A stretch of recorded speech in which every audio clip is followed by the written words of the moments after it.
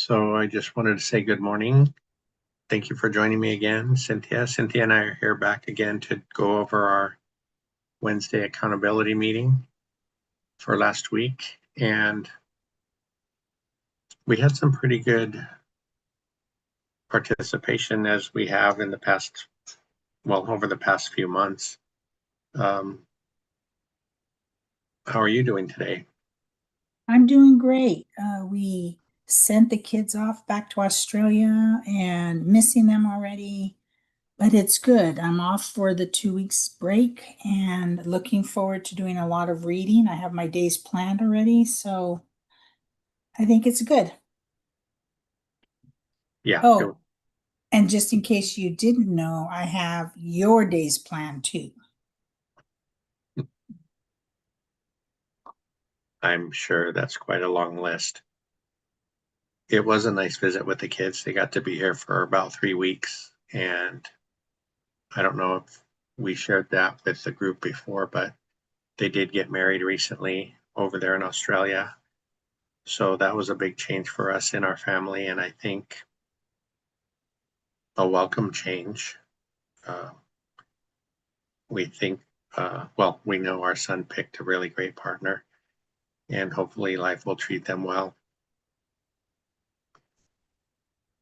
Yeah, she's a very nice young lady. They seem to gel well together, and it's just nice to see that. It's nice to see that. And she has a puppy, which just made points with me, of course.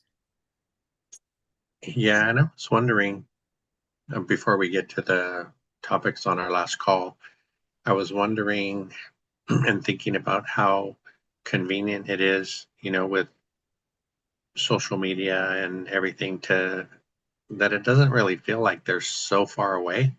I know, there's like a day difference as far as real time goes, but we get to talk to them every day. We can do video calls and things like that. So I don't know. I mean, I still miss them, but It's a little easier. yeah, he doesn't feel as Yeah, far away. yeah. It doesn't feel like, yeah, both of them, we hear about their day as their day's happening, or he can jump on a call with you or a video, like you said, to talk about work or to talk about your new and upcoming website and products that you're going to be selling and your videos, which is really nice. It makes it a lot easier than just trying to text and do a regular call. And, he can share you and he can share your screen so you can see what's going on. Um, I don't know if we did mention that we did get to watch their ceremony um, through video, which was really nice. So it was like being there and not being there at the same time. So it was like being there, but not having to get dressed up to be there. So that was nice. And then we saw them the next day. So that was really nice. Yeah, and it was the timing was pretty convenient because when we were watching it, it was I think 9:30 p.m. our time, but it was 2:30 in the afternoon there for them. I Yes. So that was really exciting and a lot of fun and still emotional, right? Very emotional. I didn't think I would be emotional, but it hit me because we know that I have a very small heart and don't cry at things, but I got a little teary there. Yeah, I agree. Um, Speaking of weddings, just want to say hi real quick. So far, James Ellis is here with us, uh, and Mikey and his new wife are together now. I believe she came in yesterday to be with him in Hawaii, and they're looking forward to Yes. spending some time together. And I think she's going to come to Vegas with him. So it'll be nice to meet her in person. We've seen her online over the last year or so, but that's really special, I hope. And, we tease Mikey that things are going to change drastically, and honestly, they will, but I think for the better. And it's going to be different. Being with somebody 24/7 is definitely different. Uh, because she's been living in Japan over the last few years as well, and um, so big changes, but happy changes. Yes.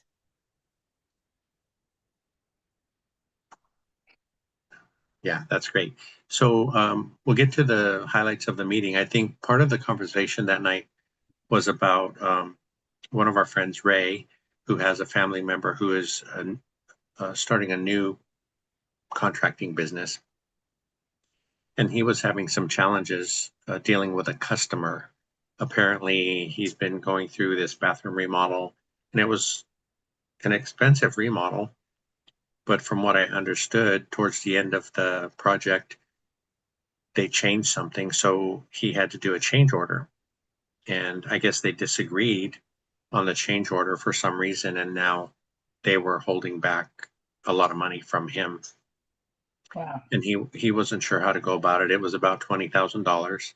And so um, thankfully Ray reached out. The contractor himself hasn't reached out to us, but Ray was checking in with the group because we do have a couple of contractors in the group, wondering how we might deal with something like that. And I think where my mind went first was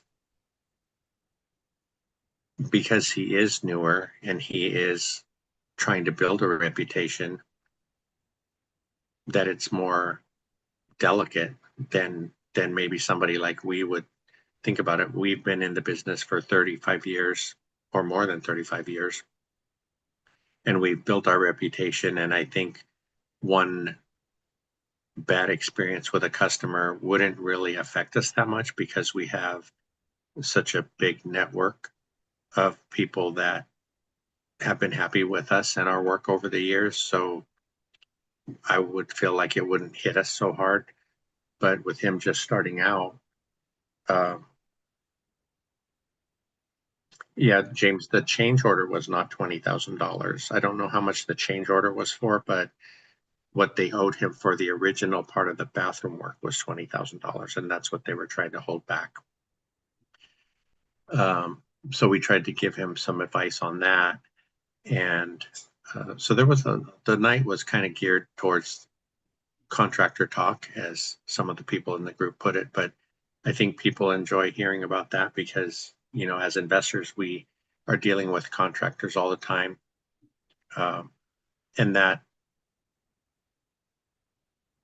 we also got to speak with another investor who's in Kansas.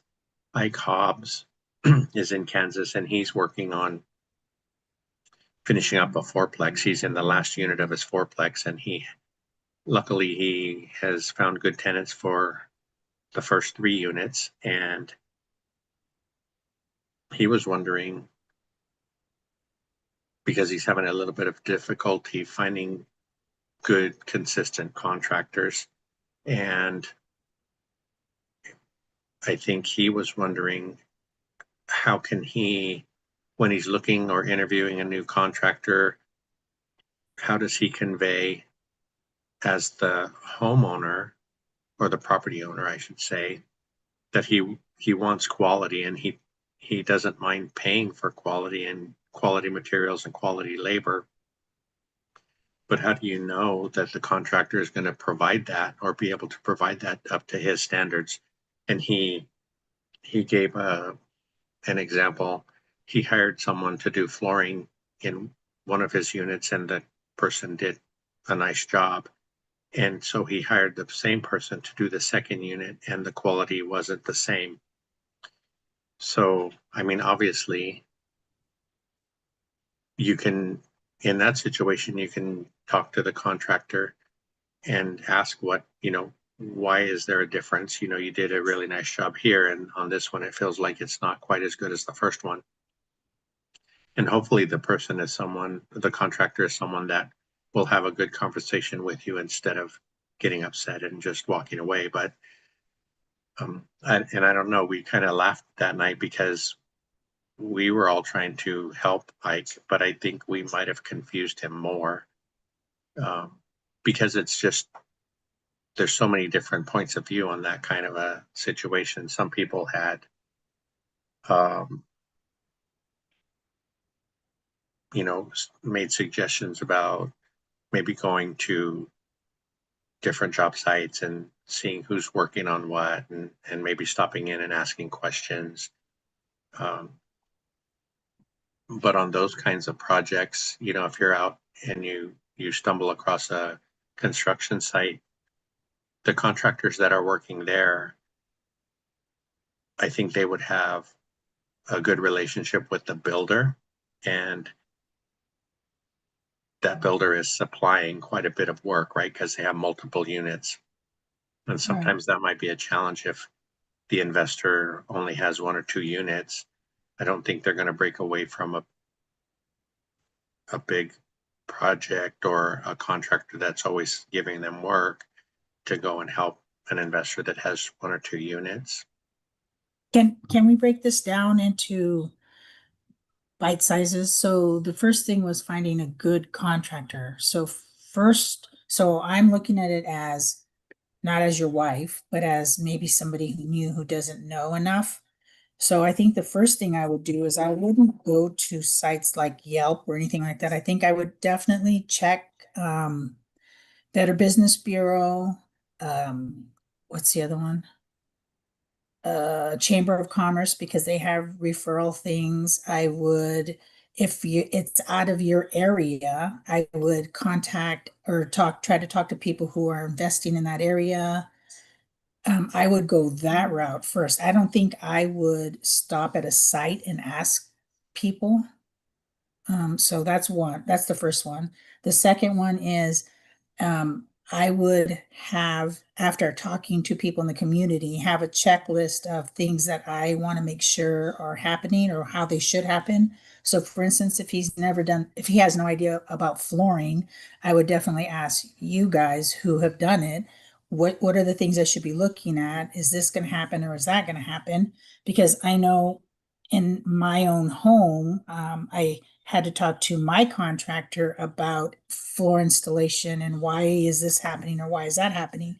And once I got my answer, I had to accept it, but it, and you got to come to the understanding that everything's not going to be perfect, you know, and especially with floors, they're uneven, all that stuff, that.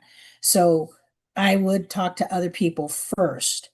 And each apartment, each triplex, each whatever you want to call it, each room is different. So they're not all going to be perfect, great. One of our rooms is great and the other one's not. So, there's that. And so I think that's one thing. And I would ask questions. I would ask, okay, so why, so which means you have to make yourself available. And if you're out of state, that makes it hard, but that's why you have a PM. So I would be asking questions like, so why is this floor feel like it's sloping? Are you going to level it out? What are you going to do? Because this doesn't feel right. Is there going to be damage with it later on? I mean, and if they don't want to answer or they act like you're being a pest, then that's your first red flag that this isn't somebody I want to have working on my properties. I want somebody who's going to listen to me, who's going to give me honest feedback, who I can work with. And not everybody's like that. So you have to be willing to walk away also. And I know if it's in between, and I know if it's in the middle of a job, it could be harder to hire somebody else, but you don't want him to continue because now he's probably got a little anger issue there, but you questioning what he's doing and he's going to maybe not care even less, you know and not even just they do bad work. You got to remember the contractors have a life. They have other things happening in their life besides work, and not everybody can leave those things at the door and do their job. They're human. That's what we should do, but not everybody could do that. So I think there's a lot that us as investors can do before we hire somebody to know what the best fit is. Yeah, well, you brought up a few good points there. I think one of the challenges, and I guess we're lucky, well, it can go either way, but I guess we have an edge because I am a contractor and I know what I'm talking about when I'm talking to people that are going to work on our properties. And that was kind of a challenge. Ike has a good start at it because he does a lot of his own work. So he knows what it takes to do quite a few things, different things. And I think, and we've shared that with other folks on different calls, that the more you can learn about different aspects of remodeling and at least sound a little bit more educated when you're speaking with the contractors, then that they have a different respect for you too as the client. So, but it's hard. I mean, over our careers, investing careers, um, for us, just say you buy 10 or 20 rentals, right? So across those 20 rentals, you're probably not going to be doing the same exact thing in every rental. I mean, painting, yeah, of course, flooring maybe, but are you going to really remodel every bathroom or do more than a bathroom or two, a kitchen or two? So it's kind of the same thing when I'm out there doing jobs for my customers. They learn so much going through a bathroom remodel with me. It's unfortunate that that's probably the only one they're ever going to do, right? If it's their primary residence. So that's where the learning stops, I guess. Mm. I just wanted to take a quick second to welcome everybody who's jumping in. I see Big Val and Janelle. Janelle, I've seen you on other things, and I was asking somewhere because you mentioned you're in California. Where in California are you? Because Cynthia and I are here in near Santa Cruz in Watsonville. So it'd be nice to find out where you're from. And Trade Betters here. It's good to see you guys. If I keep jumping back from screen to screen, it's because over the last couple of weeks, our kids got us an extra computer screen so I can multitask. So I'm learning how to multitask in it. It's taken me a little Really, bit. the real reason they got him that was not just so that he can try to multitask, but because when he's not home and I'm on these two breaks, I can play video games. On a bigger screen. um, yeah. So um, I think the second thought about this topic is, some of the contractors and I joke about the fact that we don't consider ourselves investor friendly contractors. And I Mm. was thinking about that because when investors are working with contractors, the investor obviously wants to get the best price, but I think sometimes they're not realistic with their project estimates. And when I was thinking that through, I was wondering also that if we were more realistic with the costs of projects, would there be as many deals out there? Because Mm. we think, oh, a bathroom's going to cost 5,000, and so you plug in 5,000. But in actuality, I don't think you can get a $5,000 bathroom out there these days. And it might, and obviously it varies because we struggle. We try to help other people in the community going through projects with them, but labor costs aren't the same from California to Missouri where we invest, or Milwaukee where we invest, or Indiana where we invest. So that comes up sometimes as well. And I think we always try to caution people to be as conservative as possible when they're looking at their deals and trying to figure out how much things are going to cost. We're actually, I'm trying to get through the process of writing a couple of books. One, and after we talked about that with our son, I realized that we're probably going to have to write two different books because one would be geared towards homeowners and one would be geared towards investors. And on the investor side, I think it starts out with, a basic checklist of what you should be looking at when you're looking at an investment property, from the outside, excuse me, from the outside all the way in. Um, so I'm hoping that we can get that nailed down because I think it would be helpful. Is that And gonna, is that, I'm sorry, is that gonna include a checklist to help the investor like know what to look like, not specifically, but like a kind of like an overview of, what to look well, for? yeah, I think it's starting out as a checklist, and then from there it's going to grow into something a little bit deeper. Because we did do a checklist for the on the homeowner side, but as we went through the checklist, it just seemed like they were I don't know, it left so many unanswered questions.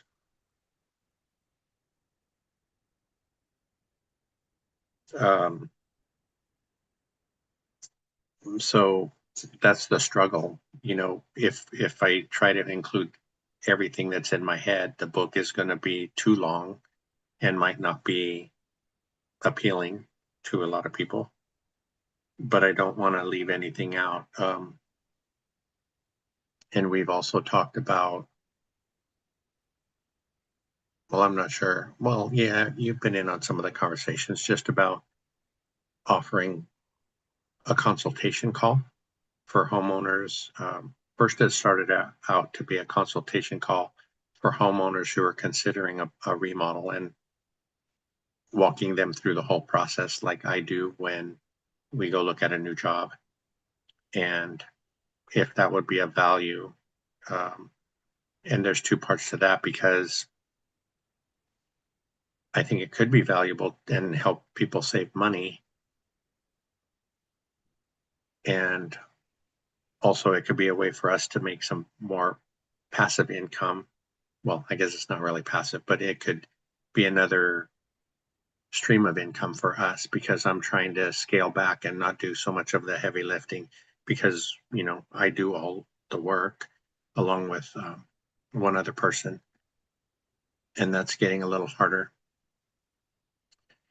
So I think, those couple things are in the works, and I have to be careful not to try to do them all at once, I guess, because then none of them are going to get finished. Yeah, you have a list. I think your son and I have to keep bringing you back and say, okay, one at a time, one at a time. Do one, do it well, move on, not multiple. But it gets exciting because all the things that you're interested all have they all connect, so it's almost like you need to do one to do another to do another. I see that as how you envision it. But yeah, it's like, it's, think about it, it's like real estate. You don't just buy one house, okay, I got it, so let me move on to another and forget that other house. Oh yeah, I got to do this to the other house, and then we move on and get another one, because then nothing gets done well, and there's trouble later on, and then you just sell it all and say, I'm moving to wherever. I'm Mhm. forgetting this. I'm moving to Washington and never gonna have properties again.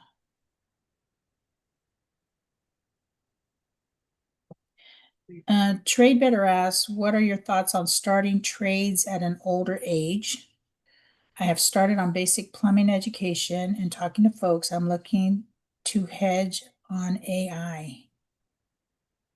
Yeah, well, he's not very old to begin with, but I don't think I don't think it would be too late to start learning that stuff, and you can get uh, quite far with basic knowledge.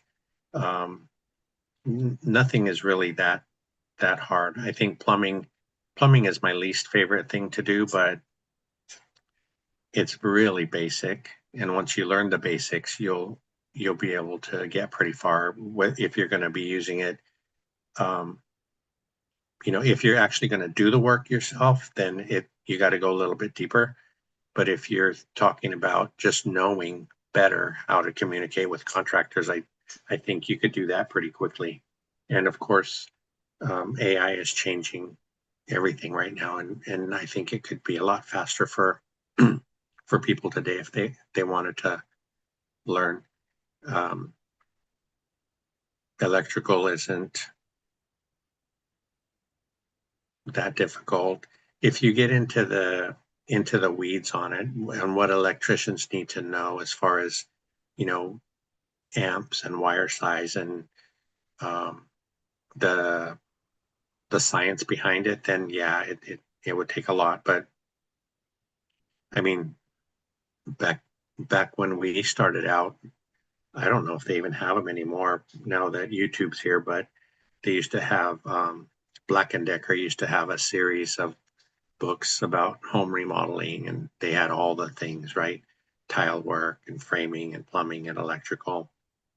If you can find any of those books, I think that would be, a good place to start. They have a lot of good pictures, and the things haven't changed that much.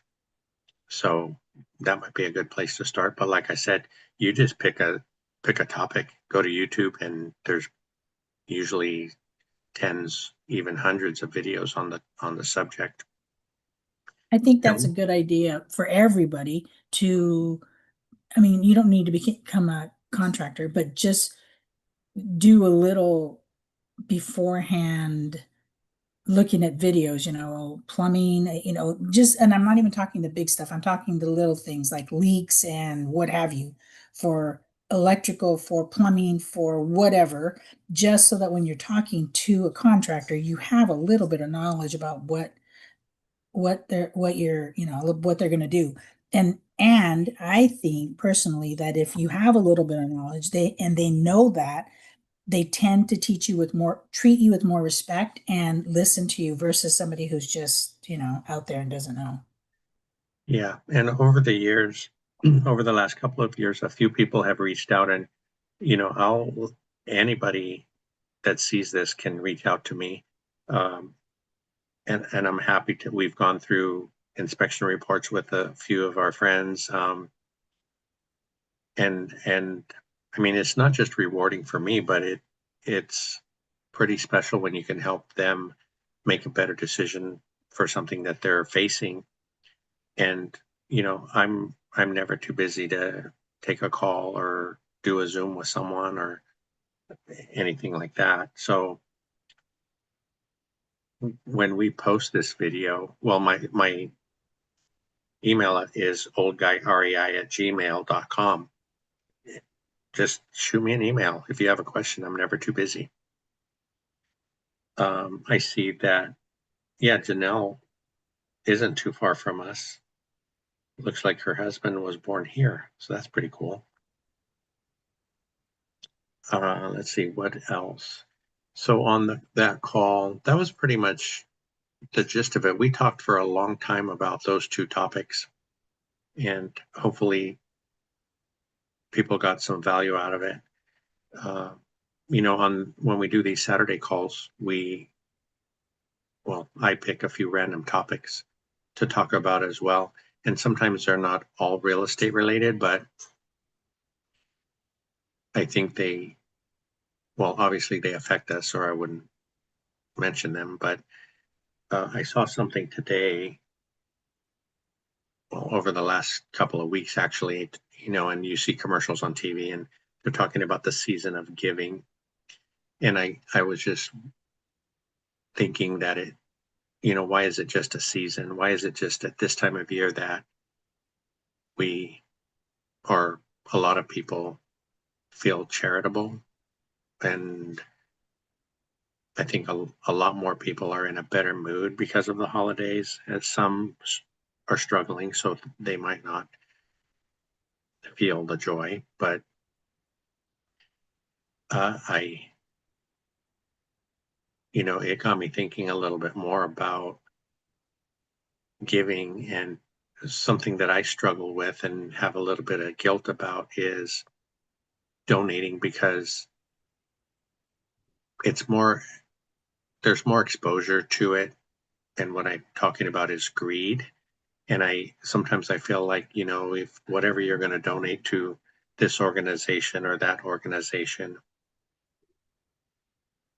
that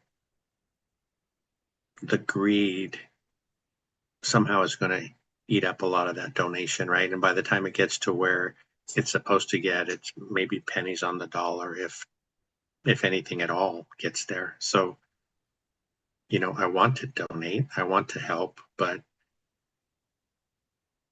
I don't want bad people to take the money. What do you think? Okay, so wow.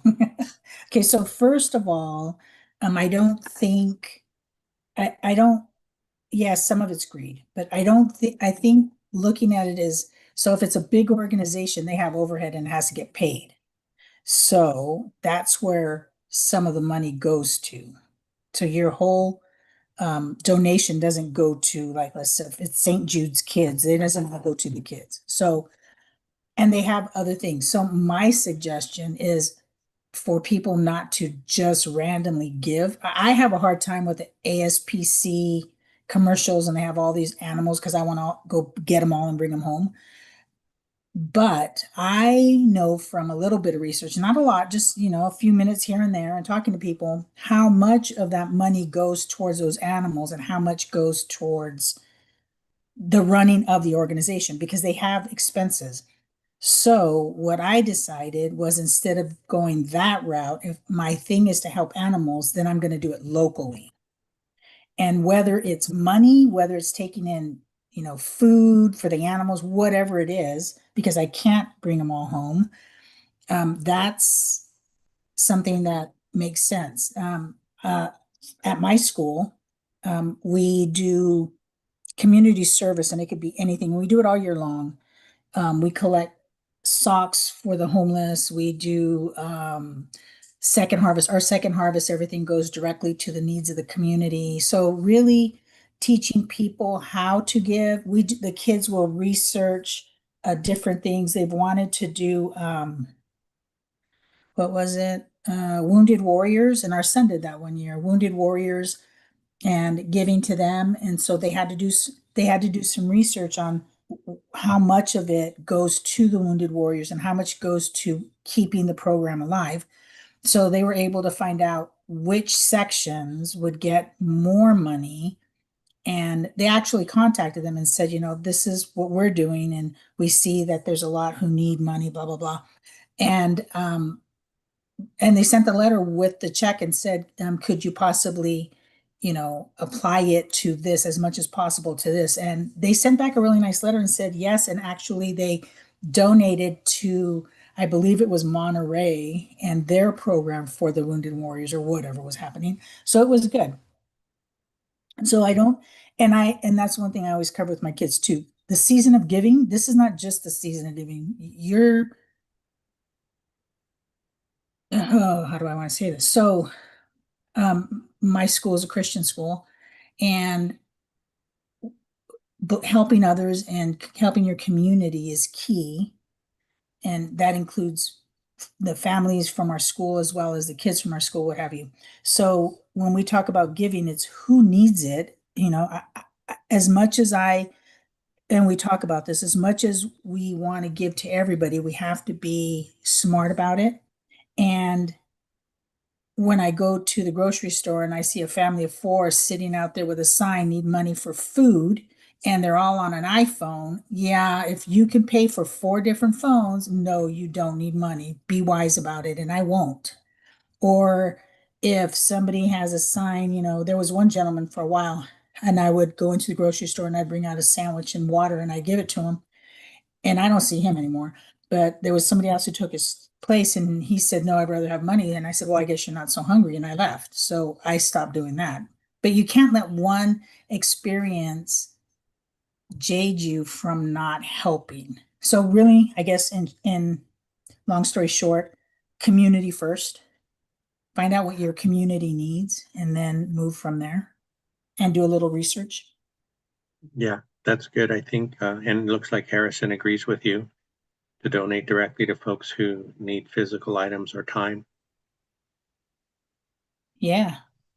And wait, we have a question here that I need to address.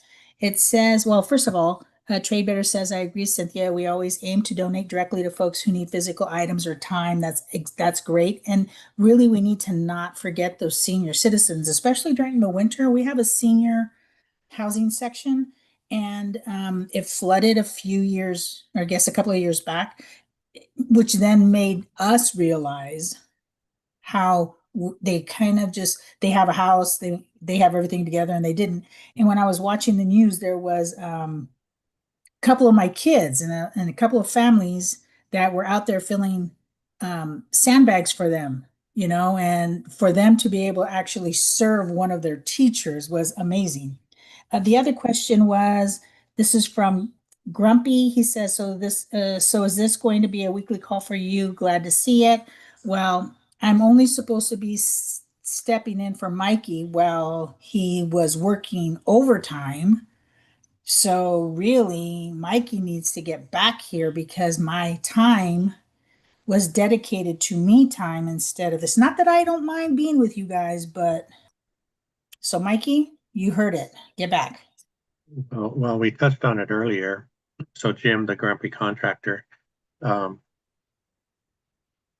Mikey's wife just came to Hawaii.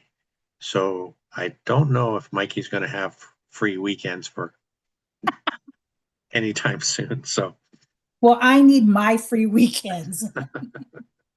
So yeah. So Jim, maybe we need to talk. Maybe. Well, I know Jim, you're going to be doing a new school call starting in January.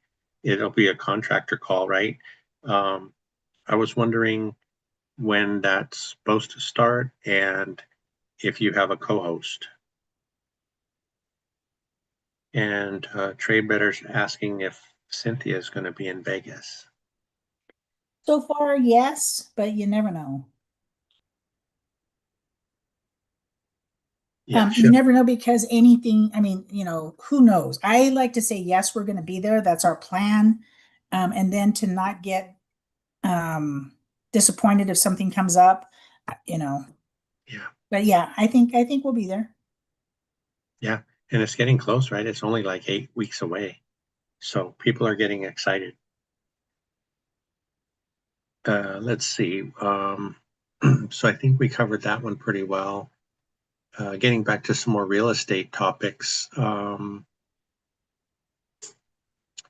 saw a comment about the fact that you don't need 50 doors to be successful, and it's okay to pause instead of scaling. Uh, what I mean, we've been at it for a little while. You know where we're at, and we in the beginning we calculated that we might need 20 doors to satisfy our monthly needs, um, and and I think that those figures were going to cover our needs and hopefully have a little bit left over to keep saving. And maybe, if we saw a deal come up that was really good, to go ahead and buy another one or keep going just because we like the process and we like what it can do for us. But we also realize that, after you have, right now we have 9 doors. After you have those for 10 years, you might not need 20 doors anymore, because hopefully rents increase and you get better at your business, you get everything, make sure everything stays stabilized, and then you work on optimization. So your cash flow could increase to a point where you don't need that many doors. Has has your mindset shifted any from when we first started? It has a little bit. I think, and that's because as you go, you get more educated. Because before, when we said we needed 20 doors, we looked at what we need here. And so, yeah, 20 doors made sense. So now I have a different outlook. You know how Dion has a house, he has his vodka house, he has his Thailand house, so all the positive that cash flow that comes in, that's what he puts it towards. Well, that's what he says. I need houses for three different other kinds of needs, and we could discuss that later. So for our regular needs, that's one set, and then the extra stuff, those are different properties. Let's just say they're tool properties and leave it at that. I like tools. Okay,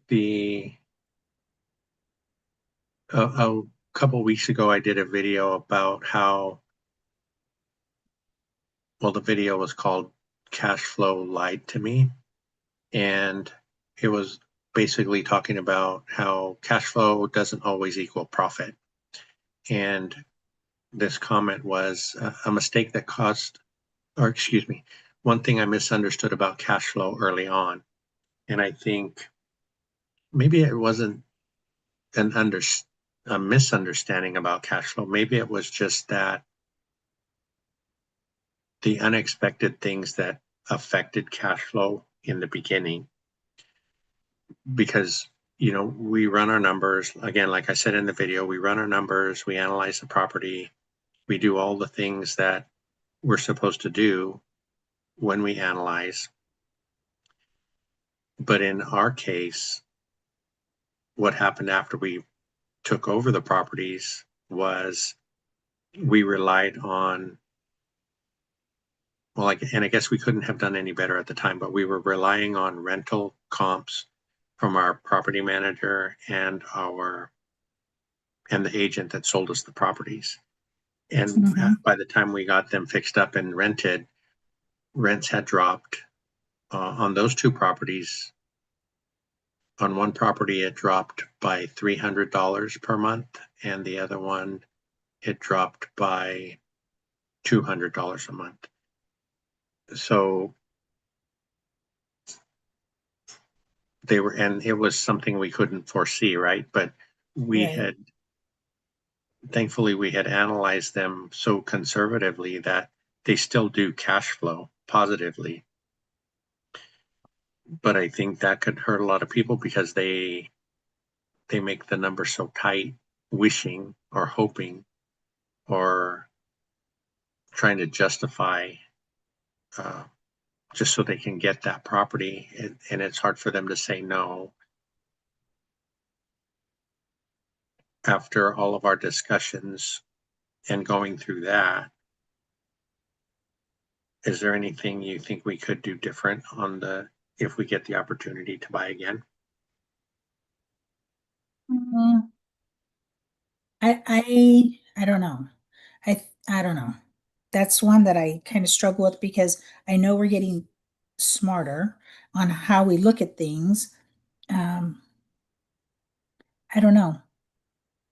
I think once we get to that point, and we sit down and talk, I think our conversation will be different. I believe how we look at properties will be different. I believe where we look for properties will be different. Flavio made a comment that if we sold 9 doors, we can make the same amount of cash flow with 4 doors in Washington. Um, yeah, and circumstances are different because with me retiring, that means my portion of our expense money has, it's in half. So it's not as easy as just sell and buy somewhere else because you have that wait period or that period where things have to, Yeah. mesh. So I don't know. I think there's a lot more. I think there's a lot more to consider than just selling and buying. And when we buy, there's more for us to also consider. I know you've talked about possibly wanting to be a project, I mean, yeah, a rental person, um, property manager.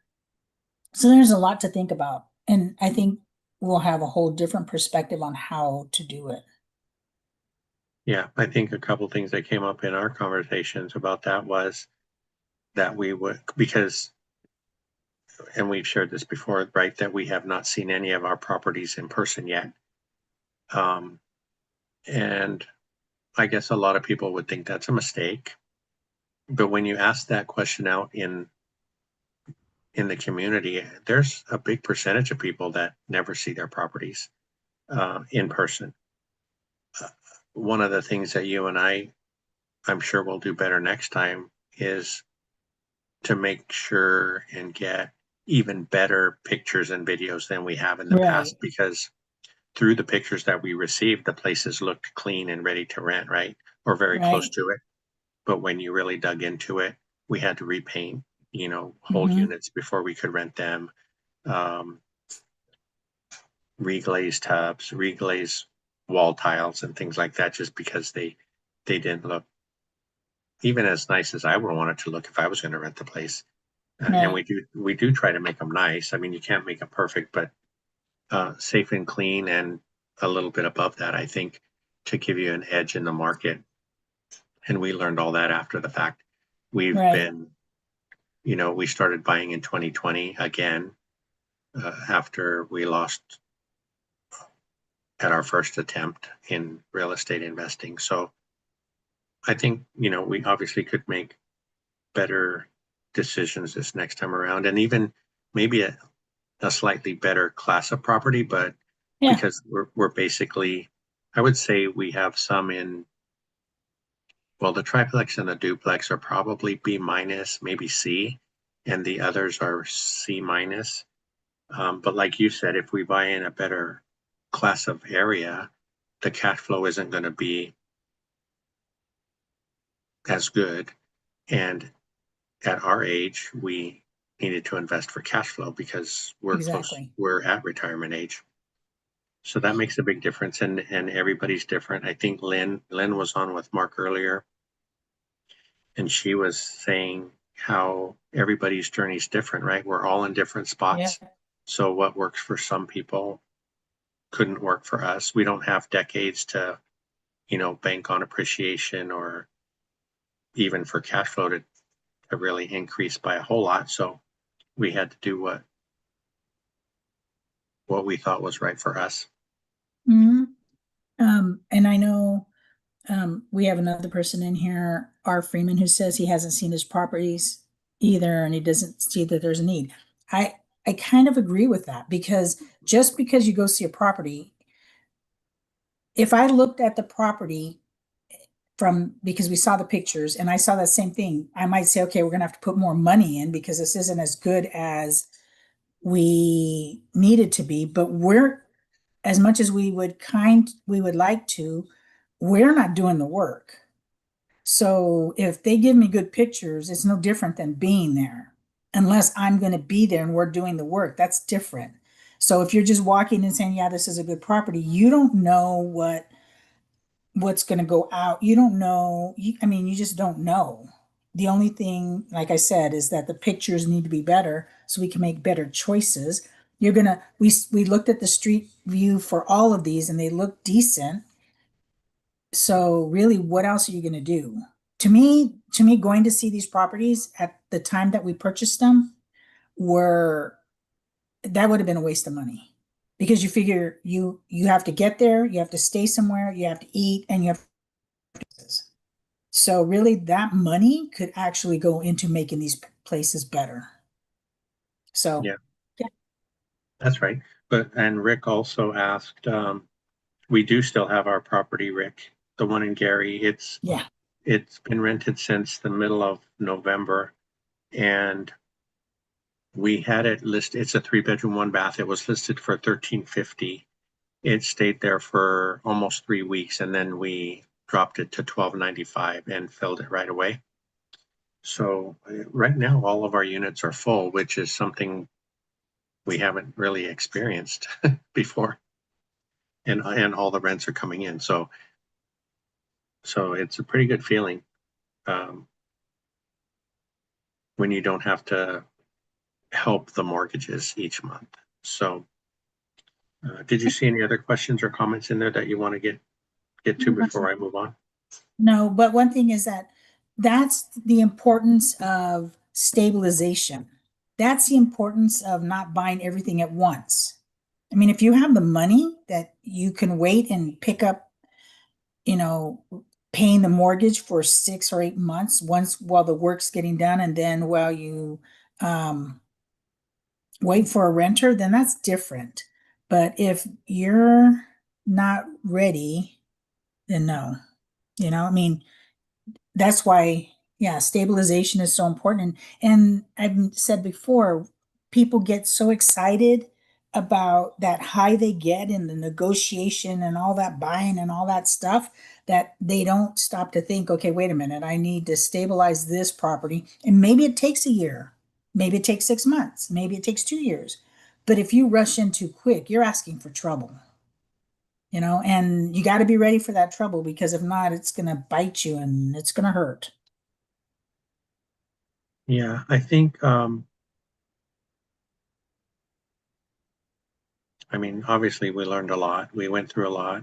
Thankfully, we had reserves to get us through it.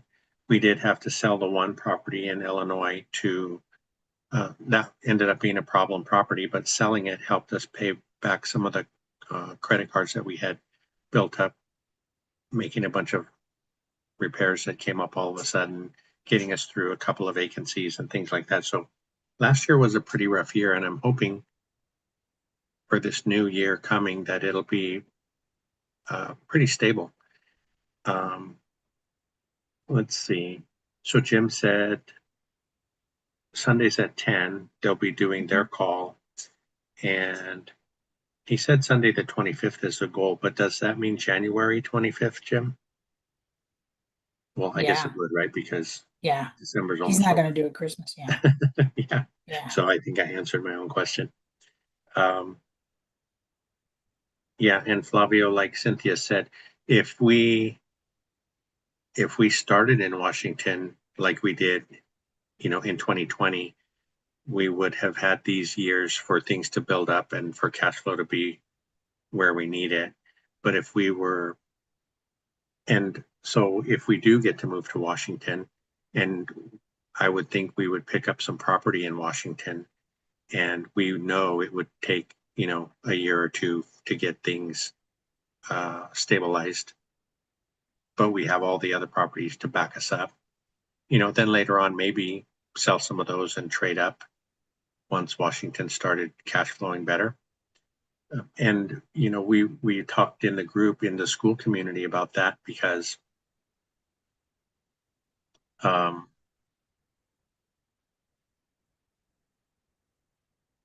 all all of the it seems like a lot of areas are going to take a hit this year. I don't know if any of the people watching have checked the fair market rents for 2026, but Matt, the lumberjack landlord, was saying a lot of areas are going down instead of going up. The last couple of years, everything was just going up each year, and now it's changing and leveling out. And we're giving back some of that great market that we had for a few years during and after COVID. So we have to, keep that in mind. And if you have tenants in your units and they're treating them decently, then I would hang on to them for sure, especially in the Midwest, because you definitely don't want empty units, going into wintertime. And I was surprised we got the Gary unit filled in November. I was thankful because I was expecting that we were going to carry that until spring empty. Um, Jim, yeah, I mentioned last week on our Wednesday call that we're going to be here Christmas Eve and New Year's Eve for any stragglers that aren't out partying. And I said, we're in negotiation, so wait for a message to come out whether or not he will have a co-host or not. Well, I think he's talking about the Wednesday call. Mm, So not our call on the weekend. but Um, that's going to affect the weekend call. yeah, but since I said it online, doesn't that mean it's true? No, no, darling, no. Okay. Next subject. Yeah, Jim. No, we have a pretty good streak going. I think we don't want to break that unless there's an emergency. An emergency can be just about anything. And we are going to be holding the Wednesday meeting in Vegas as well. So we get there Wednesday of that week, and I'm going to go on because not everybody can go to Vegas.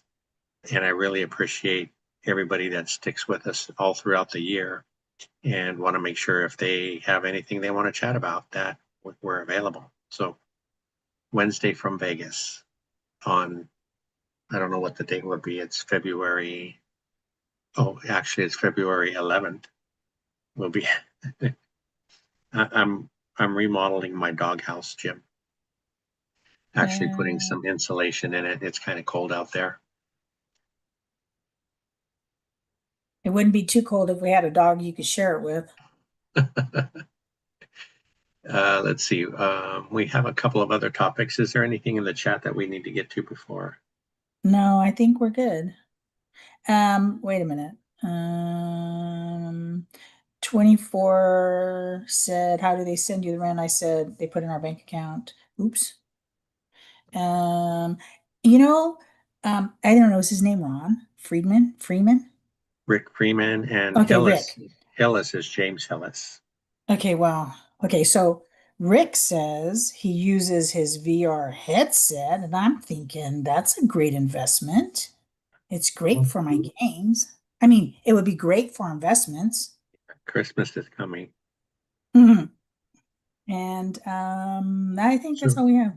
yeah. So how do they send us rent? I'm not exactly sure what James means about that, but when we have property management for everything, right? And when we enroll with them, we just give them a bank account. So each month when they deposit our portion of the rents, it goes into that bank account. And in the beginning, I had set up an account for each property because I thought that would be easier to keep track of. But recently, I'm just transferring everything to one account, and already it feels like that's going to be a lot easier to track. I still track what comes in for rent from each property because a lot of times, repairs will come out of the rent or things like that. So I just want to make sure I stay on top of that and make sure that I know where the money's going. Um, oh, Anika's here. Good. So the next thing I was going to mention that I got,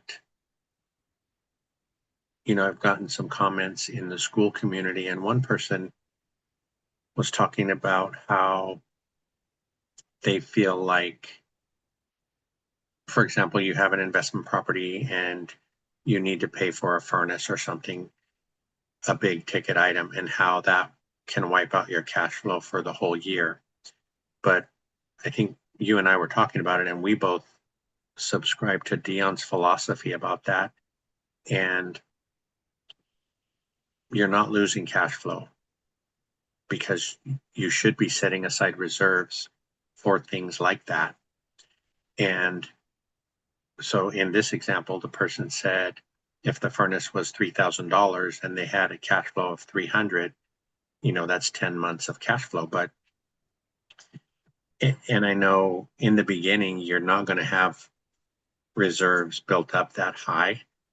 So it does basically feel like you're losing all your cash flow. But if you think about it like, just say you're putting aside $300 a month for reserves, and then in a year the furnace goes out and you have to pay $3,000, that's coming out of the reserves. So ideally you would have $300 going for reserves and $300 of positive cash flow. So your cash flow doesn't get disturbed, because even after you pay for the furnace, now you're going to be putting your reserve money still going into that account, and it's going to be building up over time. It really sucks when it happens before you've had a chance for that reserve account to build up. So we're supposed to have a call, and you know, so before I move on, what do you think about that? About whether the reserve should cover the expenses. No, do you feel like because you bought a furnace, you're Oh, losing cash flow? no, you're not. To me, you're not. Just like you explained, if my reserves, so there's a percentage that should go to your reserves. And really, I was just thinking about this. That's why you cut me off for a second. So if my reserves are, let's say for one house, it's $15,000 and I have to use some of that. What if you take so every month, let's say $200 goes into your reserve, but all the reserves are done because I want it per unit, not one 15,000 covers all of them. I want it per property, right? Mhm. So, so then all of them, all of the buckets are full. I would still take that money that we are supposed to be setting aside to fill those buckets up and putting it in another account to grow some interest because then you either are going to have a down payment or you're going to have money to draw from to fill those buckets if something happens. Does that make sense? Yep. Because then if I'm saying, okay, I get $300 cash flow from this property, okay, that's all I have as far as what's going to go to my living expense. And I know I have 300 that, okay, all these buckets are full. It's kind of like a little security blanket for me. It makes it a little bit easier. And it makes it easier if something happens, all your furnaces and all 20 of your properties go out, you still have something to back up on. Or if your work dries out for 3 months, then there's still something there. Yeah, I like security myself. I like to sleep at night. Yeah, I think that's the same way I think about it too. Um, so like you said, all your reserve buckets are full for each unit, and you're and then you don't have to, so the money you're setting aside for reserves, like Dion says, it will go into an account for the next purchase. Mhm. So that's building up over time. And like you said, if you have a catastrophe or something, you need all your reserves, you still have a chunk in that extra account that can start to replenish them faster without disturbing your cash flow if you're living on some of that cash flow. And So, it makes, yeah, and it makes it so that you're not more apt to get discouraged. Oh, excuse me. You're not more apt to get discouraged and say, forget it, I'm going to sell everything. I'm done. This is stupid. You're more apt to say, okay, wait, I got this, and Grumpy says sleep is overrated. Yeah, it's not. yeah, I've seen him a couple of times when he hasn't had much sleep. I think That's not he good. should get to it a little bit. Um, and I see Ray is here. Hey, and Ray, you mentioned the other night that you tried to call me. I hope you have my number because I don't have yours. So will you message me or something or shoot me an email at oldguyrei@gmail.com so that we can connect our numbers? And what is J6 saying? He said that something I've been talking to people is to have first year reserves included in your initial calculation when purchasing makes the first year easier. It does make the first year easier, and we found that even having that first year um maybe wasn't enough sometimes. And I'm not talking about the repairs that is going to happen because sometimes even after you have that, you know something's going to happen, and it's happened to us. So I think absolutely you include that in your first year your calculations when you first initially go to buy and you're working your numbers. That should be in there, absolutely. Yeah, and yeah, and that's exactly how we see it too, J6. So when we first started, we had $10,000 per door set aside. One mistake I made was that we used some of it to purchase our last property, and then is when the sky fell out, and so we didn't have $100,000 in reserves. We we had roughly 60, and we burned through that pretty quick. Yeah, and I think also one of the things when you have that reserve, and you see, I guess this is why I'm so pro per property to have their own reserves instead of a chunk, because if something, yeah, if something big happens and you don't have that coverage, yeah. I don't know. I just like to make sure we have per property. I don't think you, I think as soon as you start taking from one to cover the other, that causes more trouble.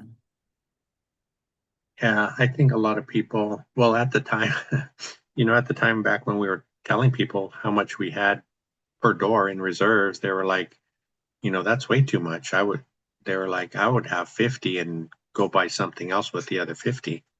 If we had done that, we probably, I don't know, we might not have made it. We wouldn't have. And I wonder who said that. Huh. Somebody very smart, probably. Hmm. Yeah, I forget. Hmm. Um, Okay. I Anything don't else have we it. need to cover? Nope, I think we got it all.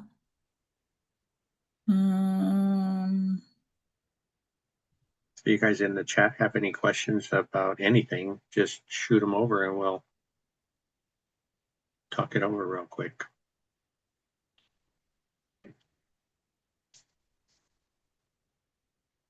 So, obviously we won't probably be buying anything in the new year, but I think um, I'm really looking forward to getting things stabilized and then looking at any way to optimize anything. I've been getting a hold of our insurance agents just to make sure that we're saving any money there that we can. Um, and like Rick brought up our Gary property earlier, a couple of months ago, we got hit with a well, it wasn't a super huge property tax bill. It was the realistic taxes from after we purchased the property. And it more than doubled our taxes there and ate a lot of our cash flow. So that property is probably cash flowing the least for us, maybe maybe 150, $175 total. But it didn't make sense to sell it or anything. Um, I think that was we talked a little bit earlier about when should you stop the bleeding. Did we cover that question? go ahead and keep going. Be, you know, and I think we did, but if you have a property and you realize it's going to be uh, maybe you think it's a money pit, how long do you hold on? And we had that uh, issue with our property in Illinois that was becoming a problem, and it was hard to let it go. I knew it would be better if we did let it go, but it took us so much work and time to get to that point. It was, taking a step backwards wasn't fun, but it was necessary to help us keep moving forward. And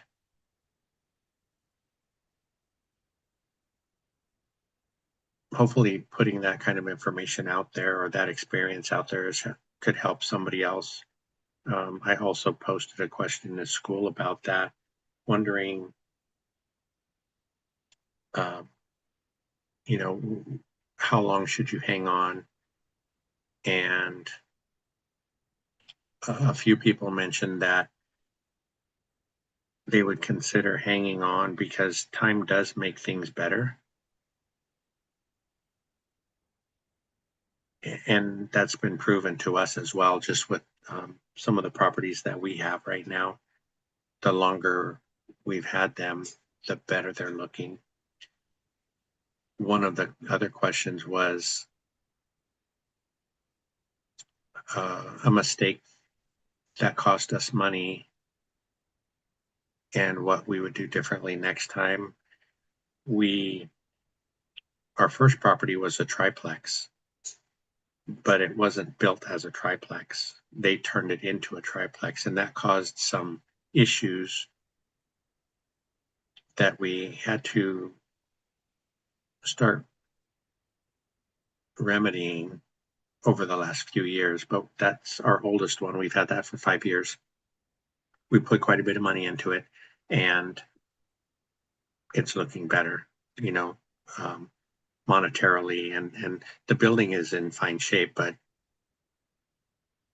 the cash flow wasn't there for a long time because of that. So that's a lesson I learned. And somebody else in school had mentioned that too. They bought a duplex that was turned into a duplex, and they had the same kind of challenges. So those are things we just don't know, in the beginning. And I don't think it's not that those kinds of buildings can't work. I think you just have to look at them differently and assess them differently according to their needs and what you plan on doing in the future. Because as for the triplex, I think with the right people in there, it's going to work. It's going to be fine. I just think that if we do that again, we just have to look at it with eyes of, okay, this isn't a true triplex, duplex, whatever. What are some of the things that we've seen in the past? How is this going to affect? Can we, make changes? What's going on? So I still think that those are all good options. I just think we look at them differently. Yeah, it's been a really, I don't know, a fantastic journey. I think, you know, the people on here know, I've said it before, that I'm glad we got the chance to start over again, because without the progress we've made on the investment side, things would have looked pretty gloomy because Social Security wasn't going to cover it, right? And I didn't have much set aside for retirement. Um, I was going to work forever. we both were going to work forever. So, Mhm. um, let's see, there's a couple of comments. Ray, who is his handle is Nalayer Or free. Studios. That's Oh, Ray. uh-huh, And uh-huh. we'll eat with you anywhere, Ray. I could really go for a good prime rib. Steak. Yep, I knew it. And Charles asked if we would have bought our properties closer together if we had to do it over. I think, yeah, well, that's a hard one, Charles. Part of me says, well, it was situational. I think that was the thing. It was situational. I really think that there's a couple I should have spoken up a little louder and made him stop to think, and I didn't, so that's on me. And so it made some of our buys a little harder. But I think if we had the knowledge now that we back then I think it would have gone a lot smoother. But because of his age, we needed to get moving because, I am retiring after this. Well, end of May, I'm done. And yeah, so I think we had to at that point. I don't know if we need to do them so close together, but they had to be fairly close. You mean if we started over? Because right now they're not too close together. If we would have started over, yeah, Uh, yeah, I don't know. Like we said, well, like everybody says, you don't know what you don't know, right? So we right, were we were following turnkey deals, and it wasn't just from one turnkey provider. They just happened to be in different states, you know. So the Gary right, property is a turnkey. The triplex was basically a turnkey. The duplex was a turnkey, and those are all in three different right. places. The three in But I St. think, Louis are all from an agent there that were bought off the MLS. but I think we, even though they were turnkey, they all need to work. And I think that's where a big chunk of money went. So I think looking at them differently, even though they were closer, I would have still probably bought, or we would have still bought them as close as we did to get the momentum and get things going. But I think we would have bought them wiser, if that makes sense. Because I look back on the last one we bought wasn't as rough as maybe some of the others, So, and the was it the gun lady one we sold? Mhm. So that one, it wasn't a bad buy. It was because of what happened with her and everything afterwards that we had to sell. It wasn't a bad buy. Yeah. Grumpy says you didn't have our group as much when you restarted, correct? Yes, absolutely. When we first started, one, I had no clue what he was doing. I just knew he had properties and I had questions, but I was so busy with work and everything and our son that I didn't even, it's like, go ahead. I trust you, do what you need to do for us. So, we didn't have the support, we didn't have the knowledge, we didn't even really have each other at that point because he was taking care of it. I was just saying, okay, whatever you need, let me know. And I was out. So that made a big difference because he had no support. There was nobody.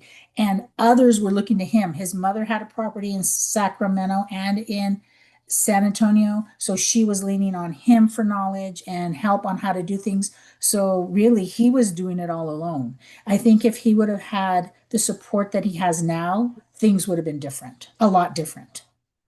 We probably would have been living in Tahiti right now. Yeah, I was trying to remember back because we had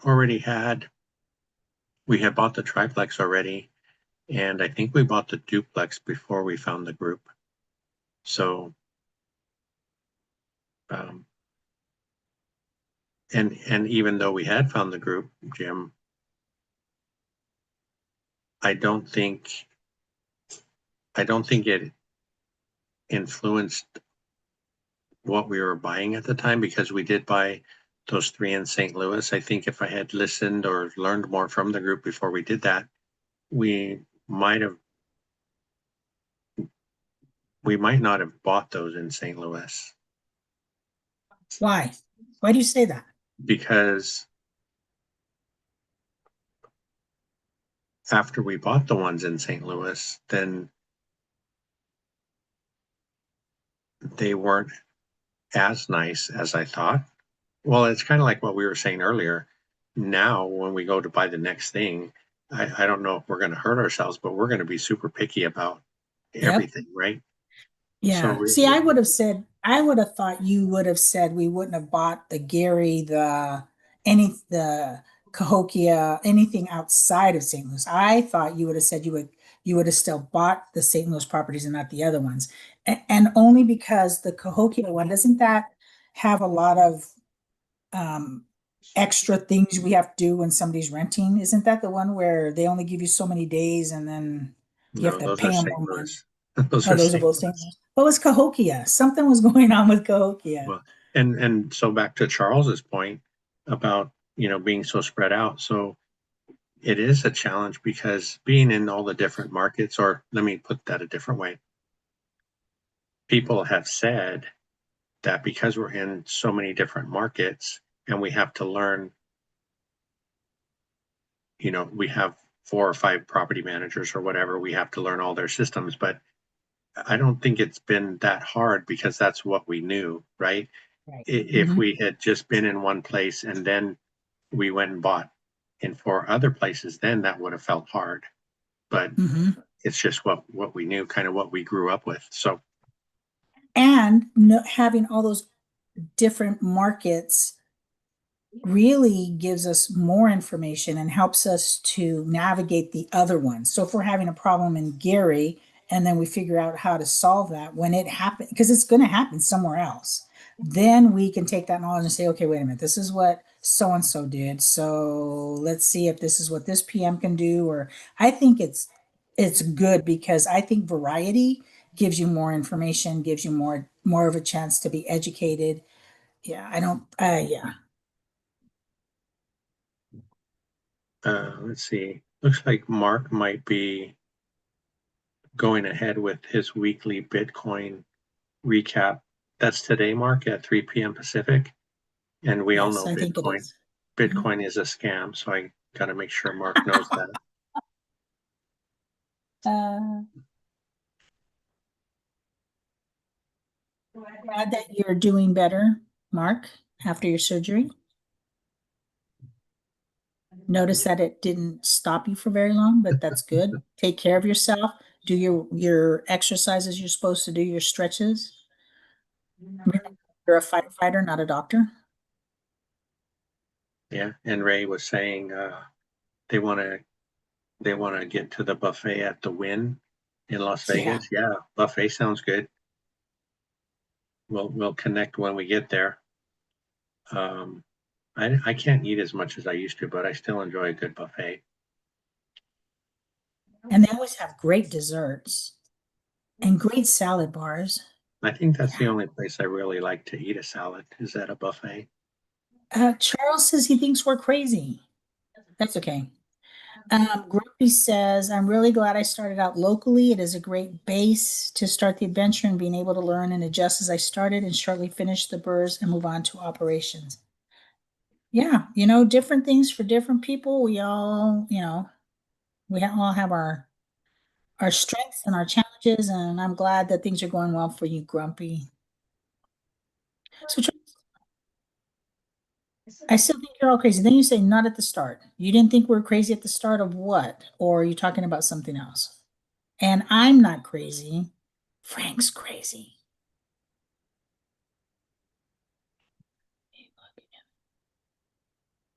Oh, oh, Grumpy.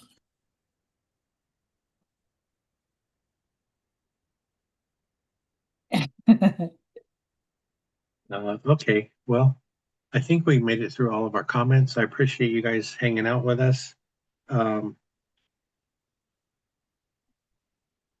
taking part of your weekend to join us. We really appreciate it, and I'm hoping that Cynthia will come back with me next week. Negotiations, negotiations. Yeah, Hey, one thing I wanted to say really quick is that I'm glad that this is a safe place for everyone to put their comments in, and really, we all have our own information, we have our own thoughts, what have you, and that no one gets offended or upset because that's really not what happens. And just, our conversations are our conversations. Your thoughts are your thoughts, your beliefs. So I'm so glad that it's safe and that, if somebody gets offended, please reach out because that's never our intention and that's never how we take um, your comments, yeah, other than Frank being crazy. I think everybody's been great. And I think, like you said, it is a safe place. Our Wednesday call is a safe place. You can, you know, voice your opinions, and hopefully you're okay if somebody has a different opinion. But uh, let's see, Jason, I think all of the buffets in Vegas are expensive. I don't think there's a what we would Yeah, consider a reasonable one. Um,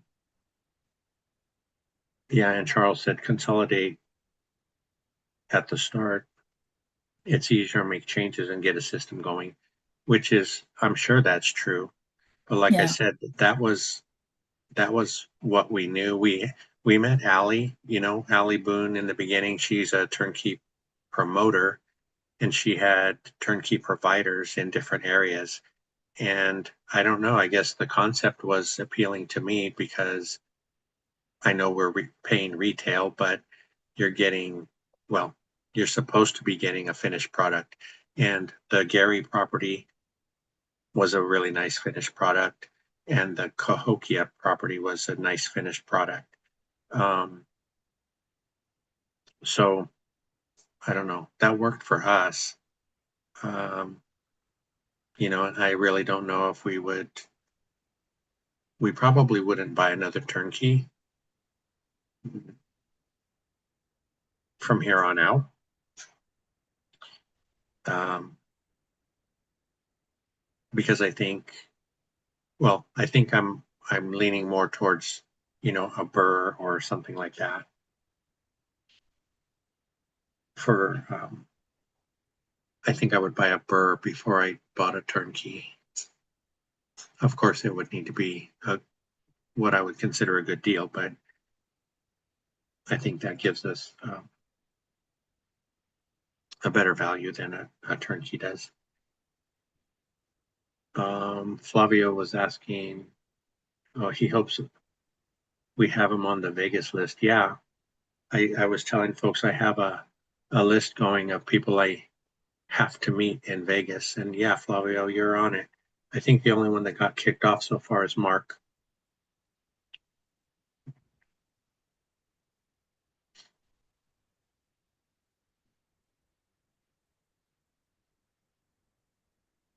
Yeah, Oh, Jason, our one big spend might be that buffet, but the other one has to be ice cream.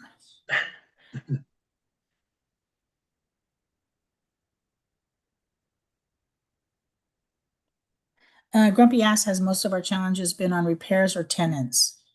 I think our tenants haven't been bad other than the gun lady, right?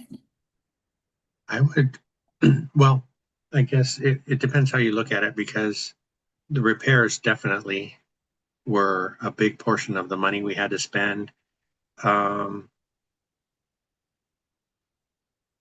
But we the haven't have, well, I don't know. the gun lady was the worst, but the we did have to go through a couple of evictions.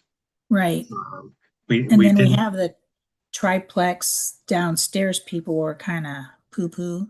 They're kind of a pain. So Yeah. maybe you guys in the chat, we have a tenant in the triplex. It's the biggest unit, so we get the most rent for that. Plus, they rent the garage, which is a little bit extra. But they've been kind of a pain.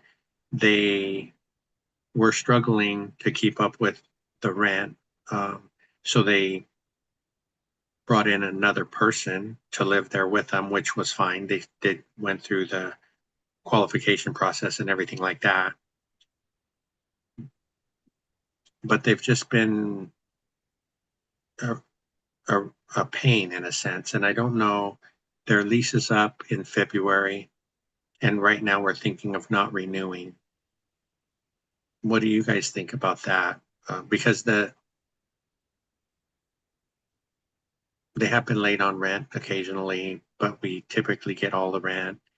Um, they've let some things go in the unit that ended up turning into big repairs because they didn't say anything. Um, they've uh, a few times they've asked for a lower rent because of the inconvenience because we had to have people go in and make a repair, little things like that. So I wonder if you guys would put up with it for a whole nother year or would you cut your losses? The other thing is that the other person that they brought in to be on the lease with them is not renewing because he doesn't get along with them. Um, So that in itself tells me a lot. So before, when all of this started, we had problems with, there was a leak, and so we put them up in a hotel, and they have dogs, so we took care of all that. We were very gracious with that. And then their couch got damaged or something, so we took care of that.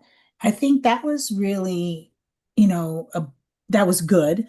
And then there was problems with their kitchen floor or something. We took care of that, but they volunteered to go upstairs and use their whatever. And so I don't know. I think after the the water leak, I think at that point in their head they thought, oh, so maybe we can milk this and do this and that. I say they're out. I think it's just the beginning. And if the other tenant, first they picked this tenant, so must have been somebody they knew.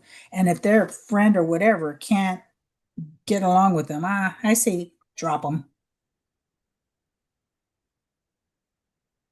okay. Yeah. I wonder what folks in the chat think. But I see Josh's comment there that we need a gun lady t-shirt. And those are in the works, Josh. They're going to be black. They don't come in teeny weeny, so Mark won't be able to get one.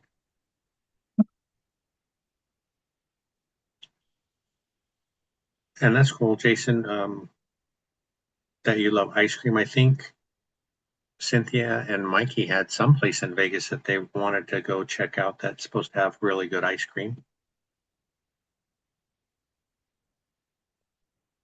Do you remember what the name of that place was? I don't remember. I have to go through and look again. But I need just one place, just one time to just splurge and have just whatever kind of ice cream. And the sad thing is that we'll get to this ice cream place and I'll probably just like get two scoops of one of Rocky Road and one of something else. It's like I build it up so big, and then when I get there, it's like, okay, let me just do something not so.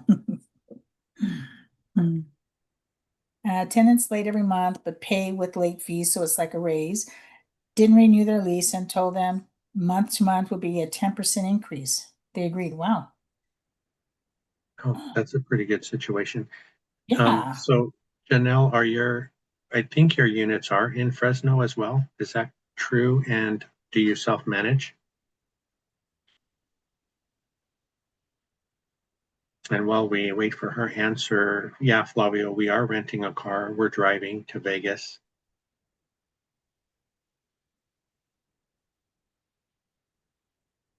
Jenny's Ice Cream, is that in Vegas, Jason?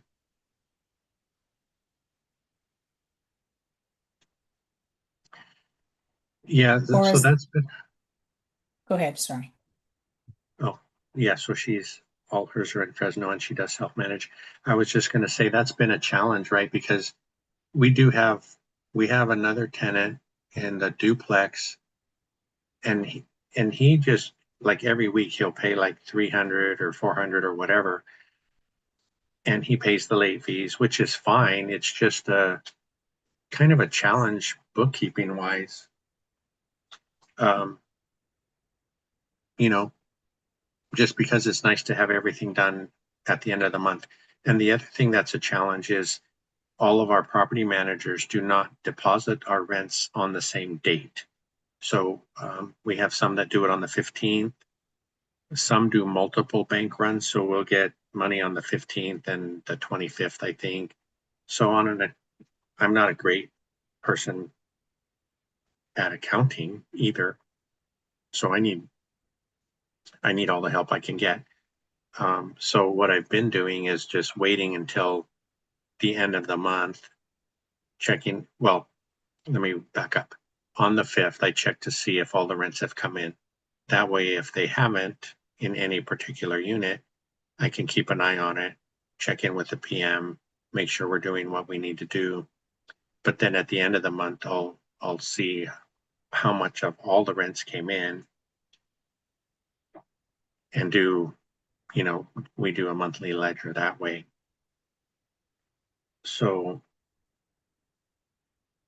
So I'm not so sure about this late thing. So is it a flat rate? If you're late, then it's just $25 or whatever it is. Is and is that monitored by law? So I would think that it should be a daily thing. So for every day you're late, it's $10 or whatever. Because yeah, $10 late fee or $25 late fee and you're late for a month isn't really gonna affect them. But if you have a daily late fee, then that's gonna probably have a little more impact. yeah, you can't do that. So Mm. there is, I've heard, so ours are typically $50. So you're right. What's $50 and I can pay it at the very end of the month. Some I've heard are 75. I don't know if any of the people that are with us have any different information about that. So I think, like I said, across the areas that we invest, Indiana, Missouri, and Wisconsin, it's pretty even across the board that's how it works. I think daily would stir up some better Yeah. uh, response.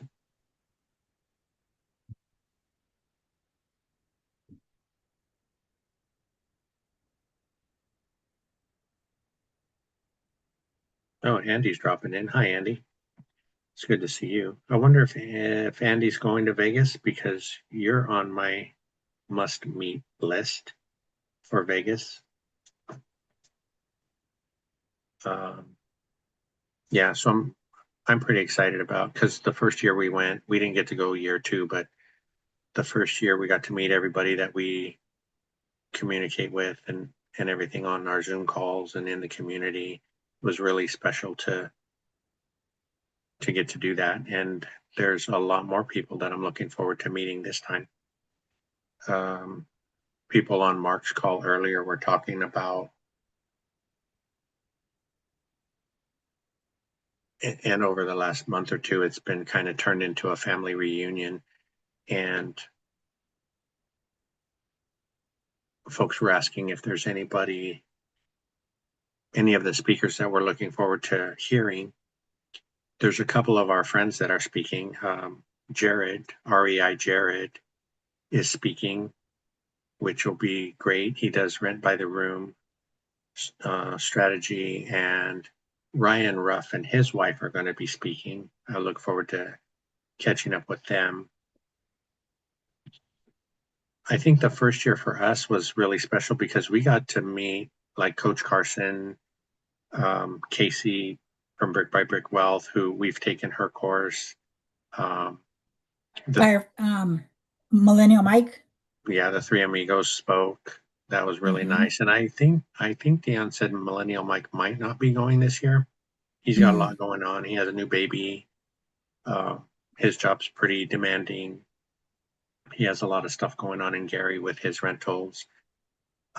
Trying to think who else. I know the first year you really enjoyed listening to the stock guy. I forget his name. mm-hmm. But I don't think he's speaking this year. Um, and Cody Davis is speaking, young Cody. And so there's a few people I look forward to seeing. And people were wondering, if Zuber's going to keep doing them. And I wonder if it's tough finding speakers that are going to pull an audience in, to help sell tickets and things. Oh, Dan Bird. Yeah, that's right. Thanks, Oscar. Um, so year one was super special and for a lot of reasons because we hadn't met any of who are friends now, right? We hadn't met any of them yet, but that was really, really special. And so there's a lot of people in that category again this year. The speakers for me, not so much. I think I'm mostly going to catch up with our friends and meet our new friends that we've met since then. And I try to think forward to year four of anybody who would be a draw, not just for me, but for a lot of people, because I can't really see Zuber just doing these for a family reunion. I think it's got to be more for him to continue doing it.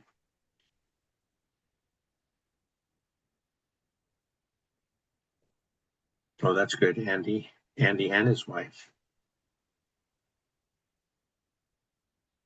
Okay, that's good. You're getting there on Thursday. We're supposed to get there on Wednesday, so we definitely need to connect.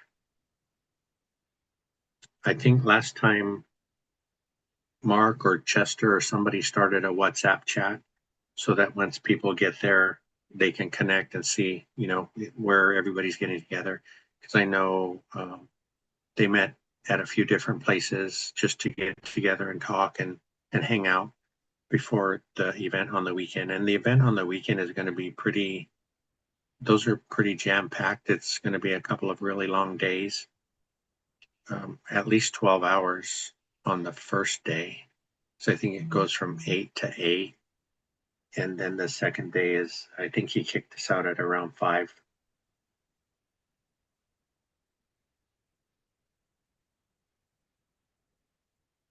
Um, I don't know, Oscar, where are you at in the country? And I'm sorry if your name's not Oscar, if that's just your handle, but let me know.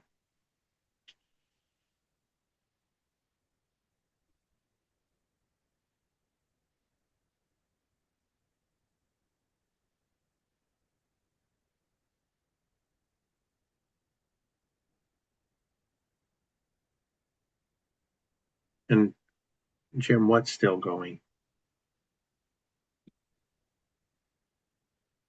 okay, Massachusetts. Cool.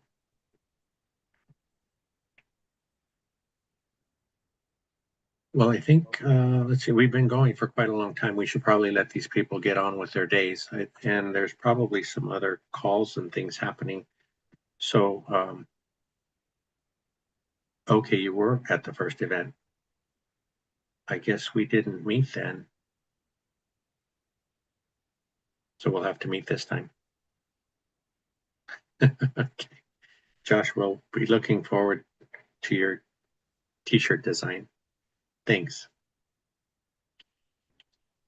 Oh, the WhatsApp. Okay.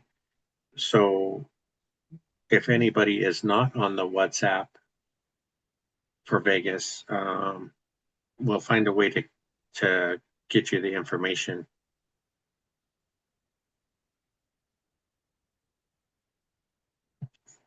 That way, more people will know what's going on and where to connect before the event. All right. Well, thanks again for joining me, and we'll look forward to seeing you next Saturday. Well, I'll see you in a few minutes too, but next Saturday for sure. Bye, everybody. Thanks, guys. We'll see you soon.